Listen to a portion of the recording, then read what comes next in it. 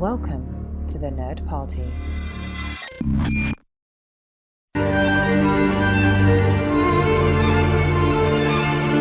Hello and welcome to the A24 project here on the Nerd Party Network. Every 2 weeks, we look at 2 films from the A24 filmography, and in between, we try and bring you interviews with the talent involved in bringing these films to the big screen. In this episode, I'm joined by the writer-director of Low Tide, Kevin McMullin. For those not familiar with Low Tide, follows Alan, Red and Smitty, who spend high summer on the Jersey Shore, roving the boardwalk and getting into trouble. But the discovery of good old-fashioned treasure sets the friends on an escalating course of suspicion and violence. Thanks so much to Kevin for joining us to discuss the making of this film, and I hope you too enjoy the interview.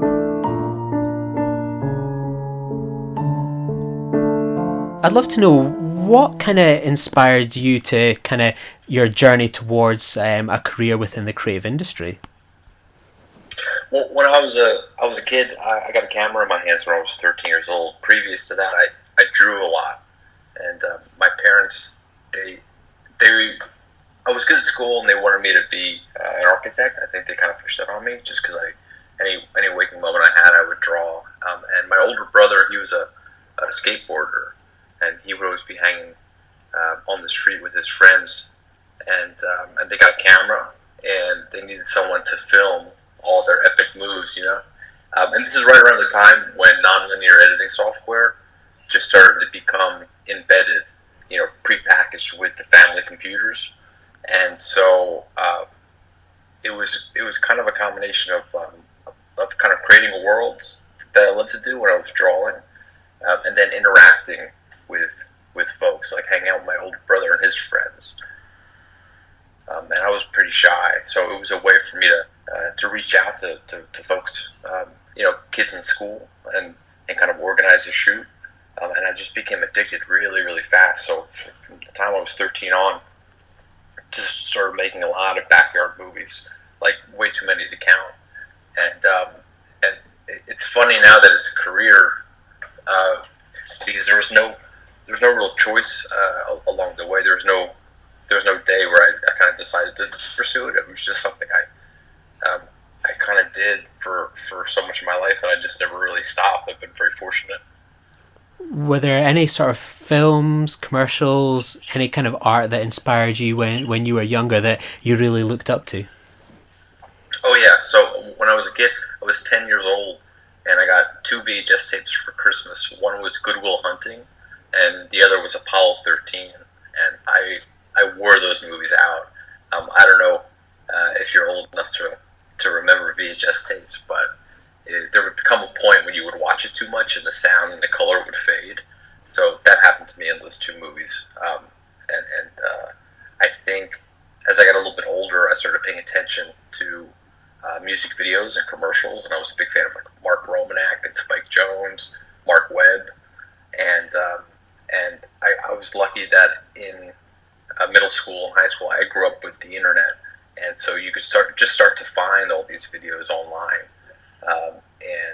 And rewatch them like crazy. And as I got a little bit older, I started going back and checking out a lot of John Huston films, and Hitchcock, and Spielberg, and I was a big weekend warrior at Blockbuster. I would just kind of pile up new releases, anything that's at Miramax, anything that's at Sundance, and then a bunch of the classics. I'm very flattered that you think I might be too young to remember VHS tape. I remember it all too well. I think I had a slightly different reaction to Apollo 13 than you. I remember my dad took me to see it after school one day, and my reaction coming out of the cinema was, I really want to be an astronaut, which I might not have thought was kind of the thing to take away from that film. I think you'd want to stay far away from space as possible after that. Yeah, right. And I think my earliest movie memory actually is Jurassic Park. So I think the first film came out in '93, so I would have been 5 years old, and my parents took us to the film, and I think at some point I guess I was like hyperventilating, or they thought I was scared, and so my father was in charge of like bringing me out to the lobby and saying like, just calm down a minute, let me know when you want to go back in, or if you want to go back in, and I was so confused as to why he even took me out of the theater, so we went back in right away. But that movie memory always kind of stuck with me too. I guess it was very easy as a child, especially, to kind of jump into another world for a couple hours. We must be around the same age. I'm 32, 33 in March, and I remembered we discussed this actually today at work. What was the first film that you remember going to see? And one of mine was Jurassic Park. So yeah, we definitely seem to be birds of a feather here. Oh yeah. I mean, it's child of Spielberg. E.T. was like another big staple on VHS as a kid. And then I remember when one of the anniversary editions came out on DVD as I got a little bit older, and I don't know if you remember this, but they ended up going back in and digitally enhancing a bunch of the puppet work, and I was furious. Didn't they remove the guns from the police officers and replace them with walkie-talkies? Yeah. Don't worry, I still have my really old VHS copy, so I can go back and see the original anytime. I was more shocked at what they did to the puppetry, which I think is beautiful. I love. I ended up making a short film years later with a dinosaur puppet, and I think that no matter how good CGI gets, I always walk away from a movie kind of seeing or saying, it's good CGI, instead of maybe kind of losing myself in it, where those older films that deal with that live action puppetry tend to have pulled it off, I guess, in a cleaner way. You kind of talked about sort of like your love and kind of journey towards the creative industry just kind of kept rolling and rolling. How did you sort of break into the industry? When was the moment you realized, I think I've made it inside? I still don't feel like that, to be perfectly honest. I think so. When I was in, I ended up going to Columbia University for film school, and while I was there, I made a bunch of short films, and you send them out to film festivals, and you get some play, and once in a while, you might be in a position where someone reached out to see if you were open to doing any kind of commercials or branded content, and I think about the age of 24, 25 is when I was actually starting to make a living doing something with a camera, making these commercials, and that was a pretty phenomenal realization. I remember we went home for Christmas one year, and I had done this it's a TV spot for Crest toothpaste, and it was playing while my family was opening up Christmas presents on Christmas morning, and that was kind of a moment where I was like, oh, okay, this something I'm making is actually getting airplay, which was incredible, and I took that money and promptly spent it on a couple months of just focusing on my writing, and I figured, if I can kind of do this, if I can book a couple commercials and then spend my time writing movies and trying to hustle and get those made, then I guess that's kind of what I would define as a success or breaking in. Is there any sort of commercials that are out there that people might not be aware that you have worked on, where people maybe bring up, or maybe have a special sweet spot for people that they don't realize you were the one behind?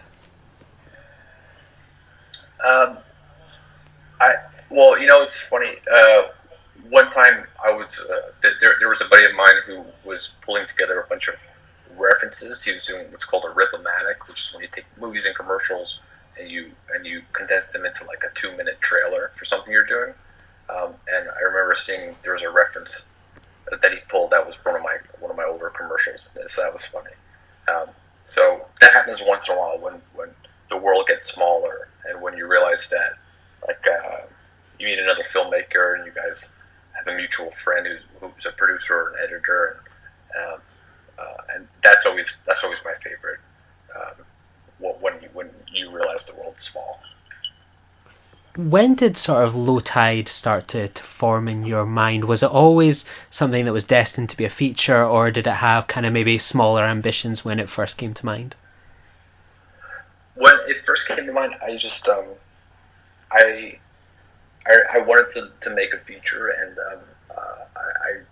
I decided that I was kind of burnt out doing commercials one year, and I had I did the math. I had enough money that I could afford rent and food for the rest of the year, and I knew that that was a very lucky position to be in, and so I was going to sit down, and I said I will come away writing a movie. I don't know if it's going to be good or not, but it was something that I wanted to be able to produce, and so to me, I just kind of I went back to where I grew up, which is a really inherently cinematic area of New Jersey. I grew up with forests and water, so both things I felt like it would be fun to capture in a movie, and I just started writing from this place that I knew, and that's really kind of the origin of it. And I didn't know when I finished the script if it would get any traction whatsoever.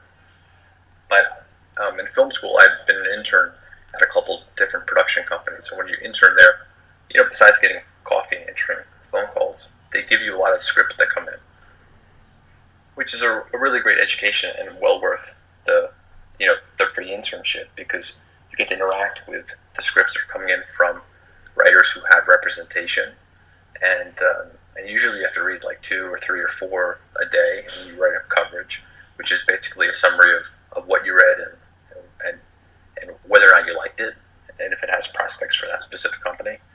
And it gave me a sense of when a script is finished, how it actually interacts with the world, and what pierces through this very oversaturated world. And I found that whenever a filmmaker presented a script alongside a lookbook, which is just a PDF of a bunch of images and maybe kind of a small production plan of how they want to execute the project, or a trailer, whether or not they shot it themselves or they pulled references from other movies like the Rip-O-Matic I mentioned earlier, or they shot a short film. I would always kind of give those filmmakers the benefit of the doubt when I was reading incoming scripts, and I felt like if I did that, then that there was a good shot that folks out there who were doing the same job that I had been doing would maybe give my movie the benefit of the doubt if I had some kind of supplementary material. So I put together a lookbook, and I took some savings, and I went out and I shot a 2 or 3 day trailer, and I just found some local kids in the town that I grew up in that I wanted to show off. These kids who were at a burrito stand, and one kid who was at a train station. I just asked if they wanted to make $50 a day and kind of hang out, and we would just film this trailer music video style. So no audio capture. It was myself, my cinematographer, a gaffer friend, and a costume production designer friend, and we all fit in a 15-pass vehicle, equipment and cast, and we went around using natural light to all these locations that I had written the movie specifically for, like the marine welding yard and this old harbor, and the really touristy beach and boardwalk. And I just kind of I cobbled together this montage that was 40 seconds long, and I sent the script and that little teaser and a lookbook to the one contact I had, which was a friend of a friend of a friend, who's a manager in Hollywood, and he really got on board with what I was trying to execute, and so he sent it out to a few of his friends at production companies, and then the whole thing kind of snowballed from there. Was the film always going to be set in around sort of the 80s and 90s? Was that built into the script from the start, or did that kind of evolve through time? I think I wrote without references to cell phones, and so I think it's funny when you remove computers and cell phones, it just takes on this sense of early 90s or late 80s, and I love that period very much, just having grown up in it. So the design, the costumes, and the production design. So I kind of ran full tilt toward that, and I like that it's kind of maybe an amalgamation of some of those years. We didn't have the budget to specify a precise year, but nor did I want to. I just like this idea of of saying, it's in the recent past, and that felt akin to how I grew up, where cell phones were still a real novelty, as were computers, and it was just what it did was it forced the characters to into face-to-face confrontation, and I think that's always a lot more fun to watch on screens than characters texting back and forth. When you started to write and form this film, was it always your intention that you would direct it, or did you think maybe I'm just going to sell the script and someone else will bring Low Tide to life? Did you always have it in mind that it was going to be you in the director's chair? Yeah, no, I wrote it to direct it, and a big reason why I wrote it for those towns that I grew up in was because I figured that worst comes to worst, I could find some non-actor local kids and shoot it one summer for a very low budget, and we were lucky enough to kind of pick up some momentum and to get a little more money, although the budget wasn't so great, but it was enough that allowed some more substantial or more established Hollywood, young Hollywood actors to kind of hop on board the project. But yeah, the intention was always write something for myself to direct. How long was the sort of the pre-production process from script through to funding to first day on set? It was fall 2015 when I sat down. I started to write, and I kind of got an outline in a good place, and then I was kind of underwater with the commercials for a few months, so I picked it up to actually flesh out the outline and write it in spring 2016, and that's when the first draft came together. Summer 2016, I invested in that little teaser shoot and created the lookbook, so that October 2016, the script, the lookbook, the teaser were all sent out to a few contacts, and then those contacts started sending out to more people. And I went out to Los Angeles, and I met with a couple of production companies and a couple of agencies that were interested at that time. And by February 2017, I got a phone call that we were fully financed. And by summer 2017, July, we were rolling cameras. So only in retrospect am I learning just how fast that was, and how lucky we were to kind of get the project up on its feet that fast. But I think some of the things that helped were firstly that it was written to feature teen characters. It seems like there's a healthy audience for narratives that have teenage protagonists, and two, that the budget we were seeking was very low.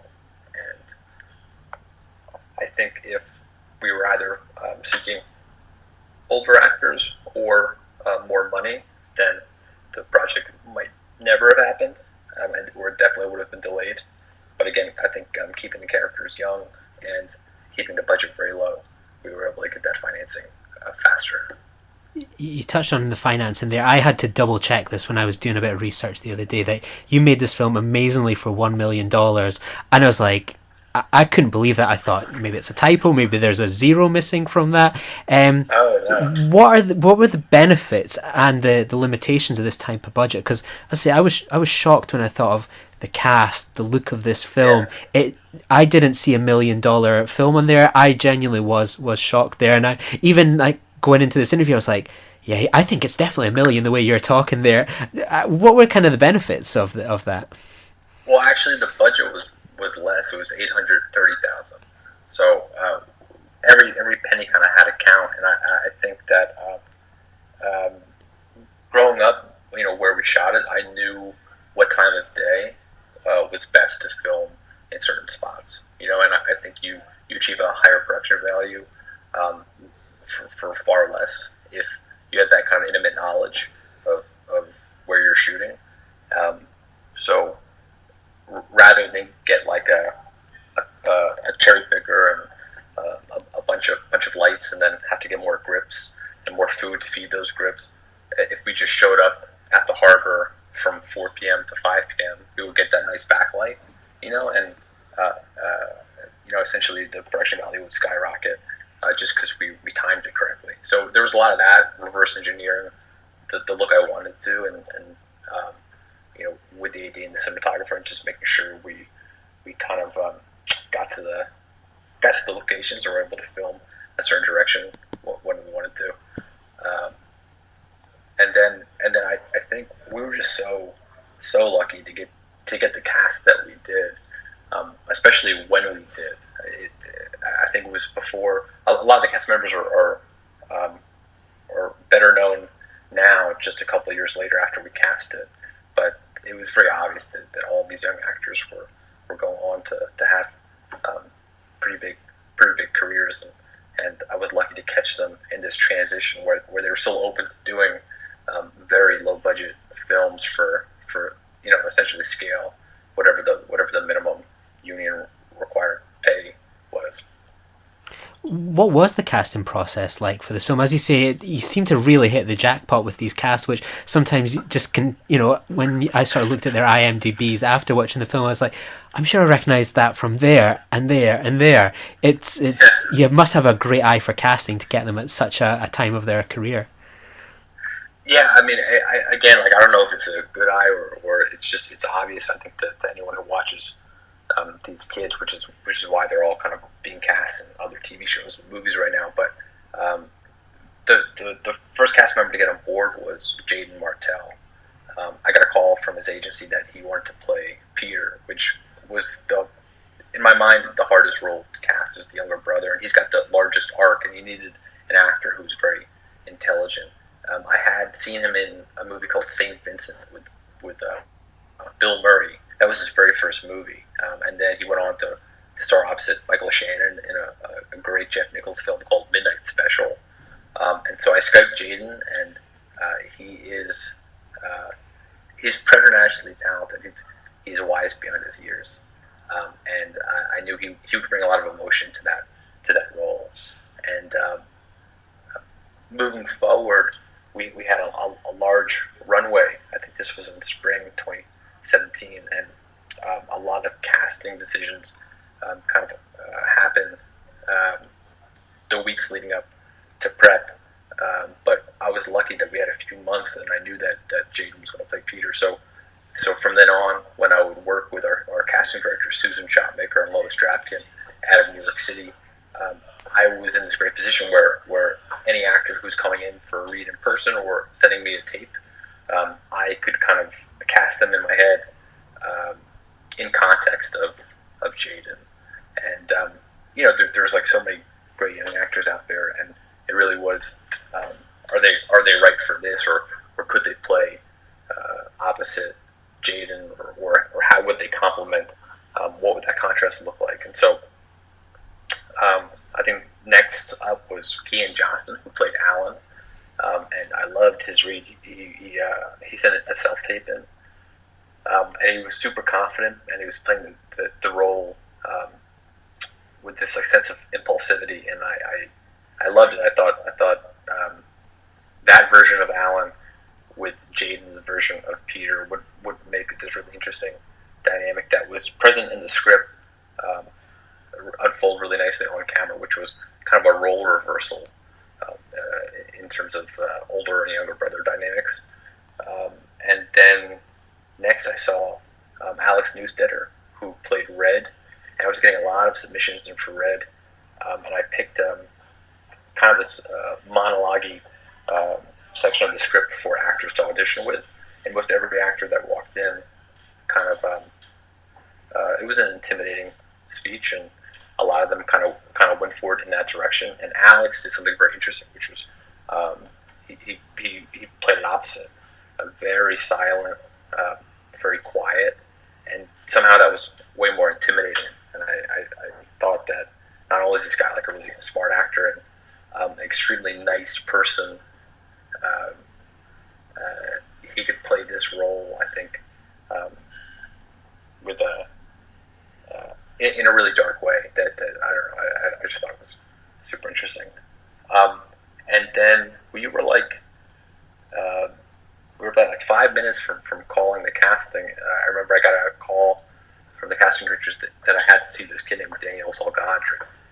and they sent me first a tape that he had submitted for a TV show. It was a different project, but it was like a minute and a half long video, and I remember I laughed out loud watching it, and then I teared up because he was giving this monologue that was at first funny and then extremely sad, and I thought, wow, this kid can kind of do anything. And I met with him, and he's such a smart young man, and I felt we were both aligned on this idea that that character of Smitty that Danielle plays should really be Machiavellian, and you needed this actor who could really give this really powerful turn. Like at first, you would believe that he's kind of the runt of the group, a bit of the comic relief, but you need someone who could also pull off this more sinister side. And then there's Christine Froseth. She came in for a read. I believe this might have been chronologically her first movie. I know she was in a music video and she was modeling beforehand.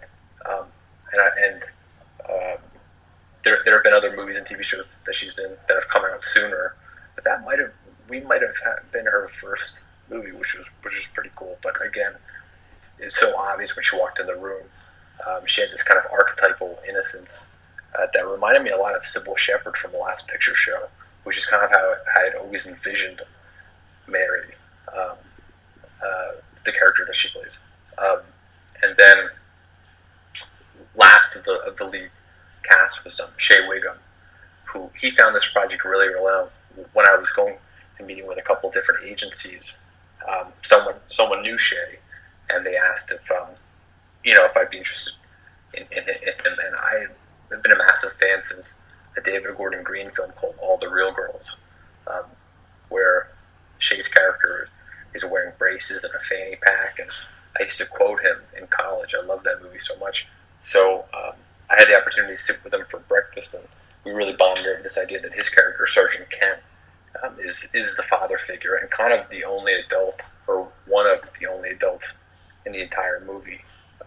It kind of speaks with a little more reason and caution and perspective, and Shea came on set, and he's just like the nicest guy, excellent actor, always prepared, really collaborative, and we were just, again, we were phenomenally fortunate to land the cast that we did. Did your kind of commercial and short background really help going in to making a feature? What kind of skills were really transferable for a process like this? Well, yes, the shorts and the commercials. I mean, the set is not much different day to day. I mean, you have a camera and you have a lens and you have some lights and a crew, and there's a list of things you have to accomplish. I think with a feature, you're telling such a giant story, right? With a commercial, you show up and you're making a 30-second spot, and in that one day, you're going to capture that entire 30-second spot. So it's easier to hold the entire arc in your head. Whereas with a feature film, you're shooting out of order, and we were lucky enough to shoot 30 days. So those 30 days were over 6 weeks, and so you might film one scene on day one that's bookended by 2 scenes you're filming on the very last day of production a month and a half later. So you're trying to keep a tone, I think, consistent, and past that, you're trying to manage the cast and crew. And I was pretty diligent about having a lot of the storyboards on set, but you realize that when push comes to shove and the sun's going down, a lot of that goes out the window, and you kind of have to figure it out on the spot. And more than that, one of the great lessons of this project was considering on day 22 the endurance factor and the fatigue factor of cast and crew, and even though you might have 2 more shots planned for that day, you can sense that everyone's a little tired, and tomorrow's another big day, and it's easier to send everyone home a little early and to kind of rest up for the next day, instead of kind of waste overtime on getting those 2 shots that were incidental to begin with. I think one of these things that I really was struck with by Low Tide was how it seems to subvert the expectations going in. I think maybe some people go in and think, oh, this is like, they read the description, go, oh, this is kind of a Goonies film for maybe the indie generation. And it really kind of plays with the expectations going in, which is always kind of rewarding. Was that sort of your kind of ambition going in, or is that something that's kind of come around maybe kind of in the marketing afterwards? No, when I put together the original lookbook, we talked about how it's like we're going to subvert the Amblin tone. So I spoke a lot about The Outsiders and Rumblefish and The Goonies, but also Last Picture Show and Ryan Johnson's Brick, and I wanted to make something that. It felt familiar, but slowly started to descend into something darker, and it was a kind of a fine balance in the edit room to kind of mirror the tone that I think was present in the script. But yeah, that was always the intention, something that subverted that kind of that Amblin. So by the act turn, the Goonies is this great story. Is this disparate group of kids, and they're on this mission together to find gold, which they do in the third act, and they kind of save the day, and they come together, and I think our story differs because at the end of the first act, these kids have found this very valuable thing, and all of a sudden they start deteriorating from the inside out, and that's something I always wanted to explore when I sat down and started writing it. I think that was always more interesting, those sides of teens that maybe you don't see, but certainly exist. That kids can be just as mean, just as greedy as adults. I think it's really good at getting into sort of the consequences that children can kind of get themselves into. I think we were talking about it when we watched it. It was like, when you're younger, you think you're untouchable. It's just like the movies. You're never going to get in trouble from the police. You always manage to skip and hop away in the time. And I think this film is really good at showing people aren't untouchable. And it really kind of delves into the consequences of sort of youth behavior sometimes.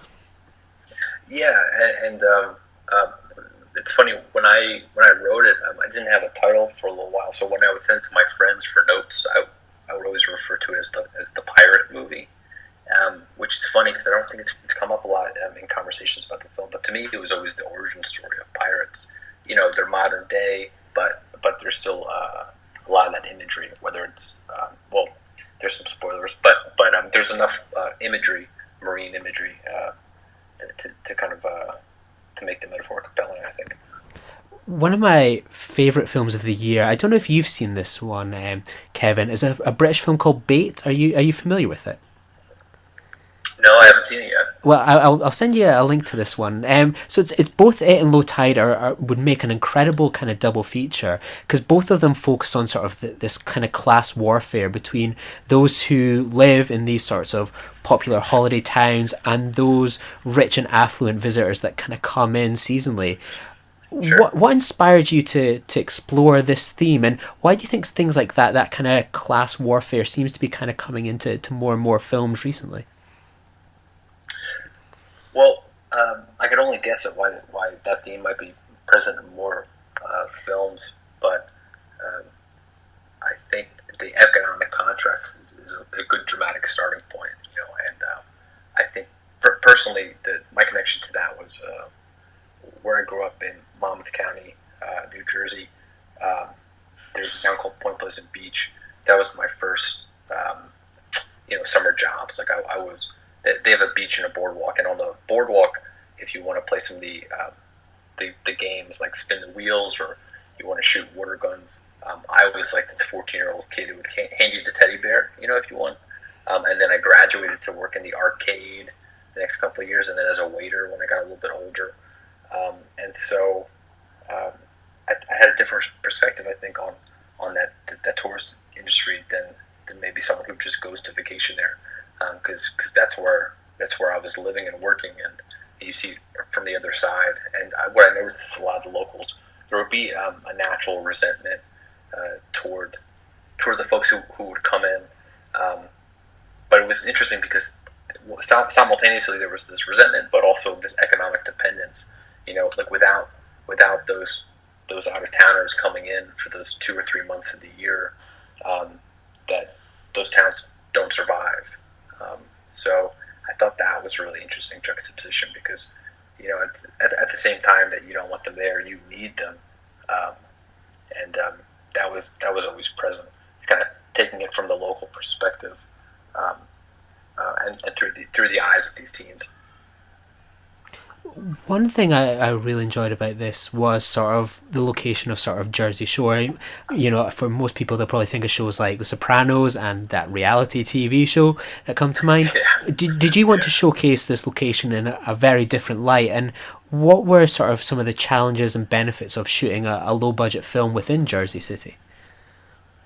Well, yeah, it's interesting. So we shot the film mostly in Point Pleasant Beach, New Jersey. That was kind of our hero location, and then all around Monmouth and Ocean County. So it's right in the center of the state by the coast.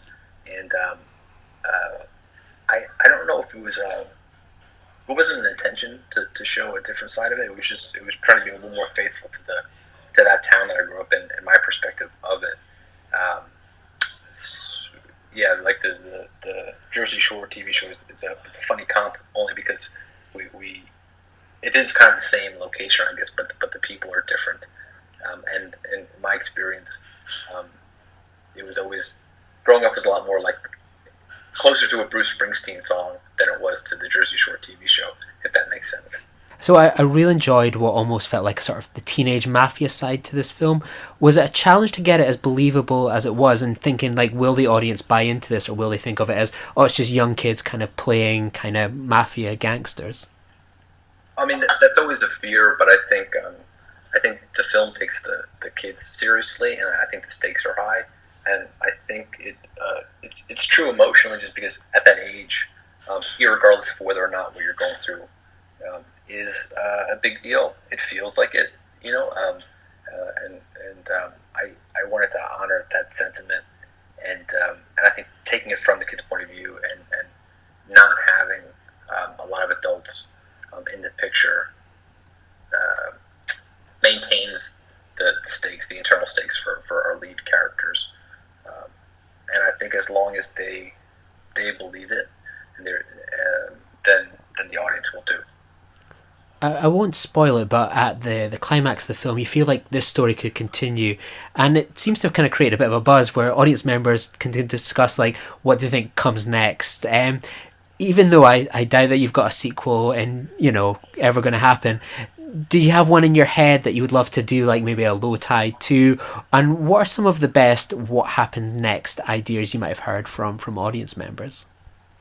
Well, there's no sequel. There won't be a sequel, but yeah, I have a very clear idea of where the characters go. I think when I was actually sitting down to write it, the end sequence, the very final 2 minutes of the film, that was the generative image for the entire movie. So when I sat down with that sequence, and there was a large time when for a few weeks of writing, I went forward from that sequence as if that was the starting point of a movie, and then I realized that was actually the ending point of a more interesting film, and so it was important to me that that's where it ended, and to kind of work backwards to see how characters could end up there.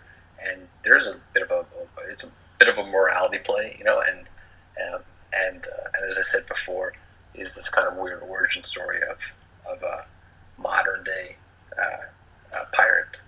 I think that's pretty apt descriptive, but I wouldn't want to. I've heard a few theories, maybe what happens next, but I'd prefer not to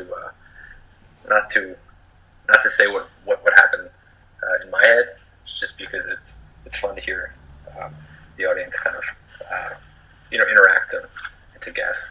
And I think that when you're watching a movie, then it's not necessarily mine anymore, and someone else's theory could be just as valid.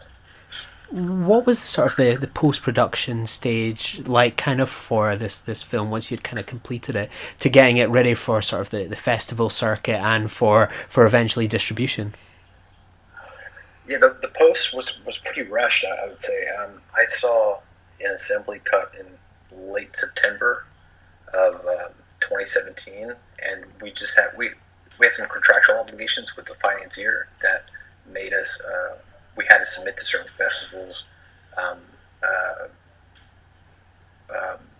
very soon after, which I think is standard practice in the industry, where you're submitting rough cuts and assembly cuts, and that was different than say like a short film, because a short film I'm usually self financing those, and so I could sit down, I could take as long as I want to kind of get it right and to workshop it, and there were certain expectations contractually that we had to fulfill. So I saw a rough cut, or sorry, an assembly cut in last week of September 2017, and then by January 31st, it was pencils down on the actual cut, and from then on out, I had 6 weeks to do a color, sound design, visual effects, and to score it. Um, and we had a great post team. Eddie Nice was the editor, and we would sit in this tiny closet in Brooklyn together, and we would each had a computer, and we would just edit all day, at least 6 days a week, sometimes seven, just to kind of to turn it around as fast as we needed to. And then I was very lucky to get an excellent sound designer named Colin Alexander on board, and great musicians, Will Brook and uh, the Blair brothers, Will Blair and Brooke Blair. Um, they are really really amazing.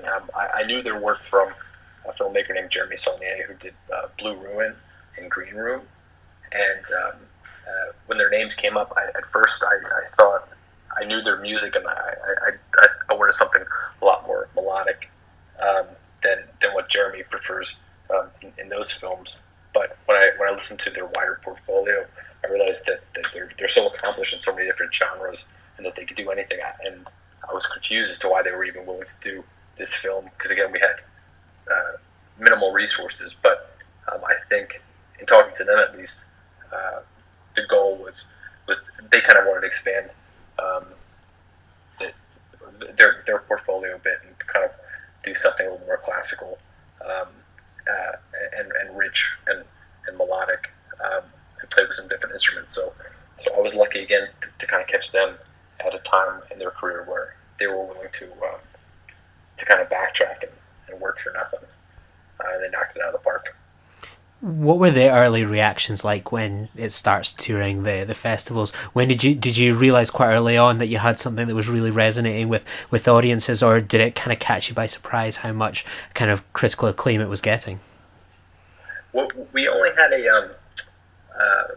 one rough cut screening, a few weeks before we had to hand it in. So I was not really used to seeing an audience until the premiere at Tribeca in 2019, and that was extremely nerve wracking, but really really fun. I went to school here in New York City, and and I grew up in New Jersey, so it was great to see so many family and friends come out for the show, and that was really fun, because it was nice to kind of sit back in the middle of the sold out theater, and to kind of hear the jokes were landing, which was important, just because to me the tone it's not so dour, it is playful, and there are definitely parts where I'm piercing tension purposely, and it was nice to hear that those were resonating with the audience, um, and yeah, we were lucky that we got some great reviews, and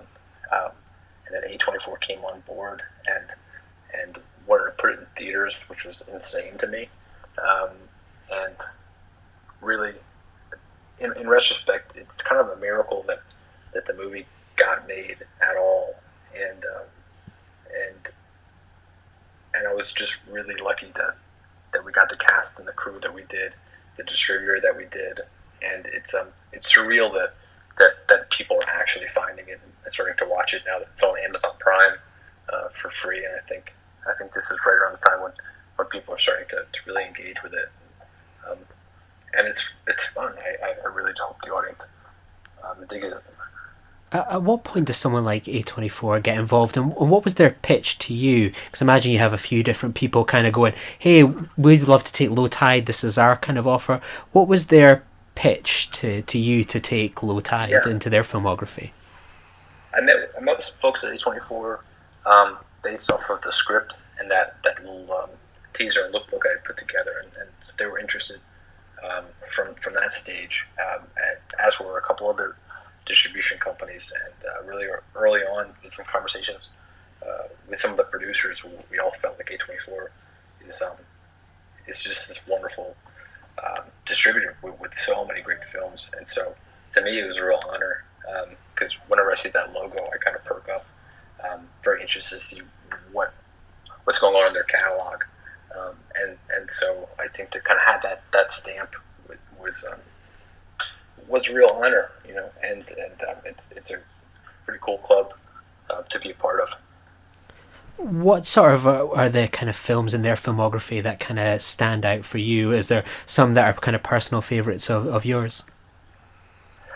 Sure, yeah. Under the Skin might be one of my favorite movies of all time. I think that one really hit some primal nerve. The imagery, Jonathan Glazer is like a master.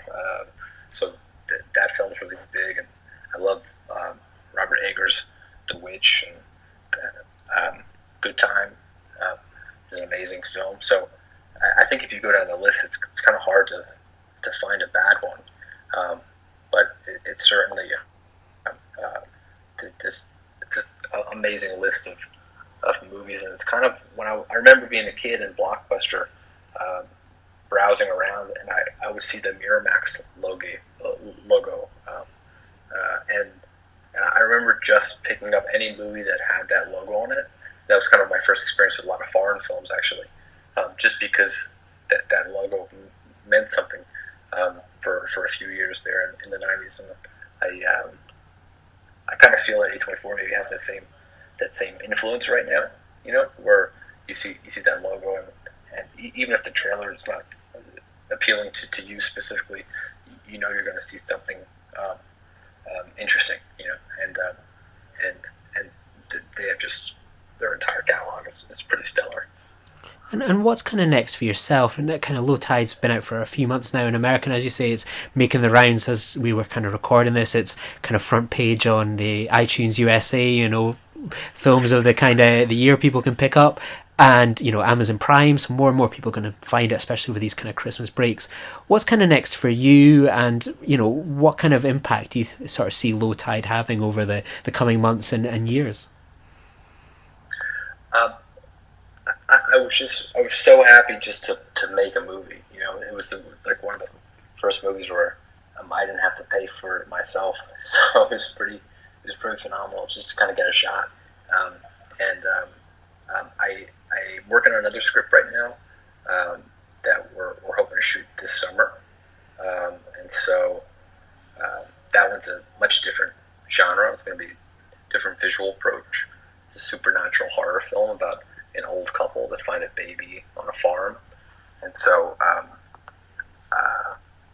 and then I just got a writing gig for a studio to write this monster movie. So it's a really surreal time right now, and it still feels like this giant transition from doing shorts and commercials to doing features. But I'm really looking forward to the future, and to kind of play inside a bunch of different genres, and to kind of keep learning, and keep working with great actors and new equipment, and I think the wonderful thing about movies in general is that it's such a rich medium that there is always a lot more to learn, to try, and to play with, and you can kind of keep going forever. Well, thank you so much for joining me, Kevin. It's been a real pleasure. Sounds like we've got a lot to kind of look forward to in the coming months and years from you. So thank you so much, and I wish you all the best with all your future projects. Thanks again. Thank you. Thanks for having me.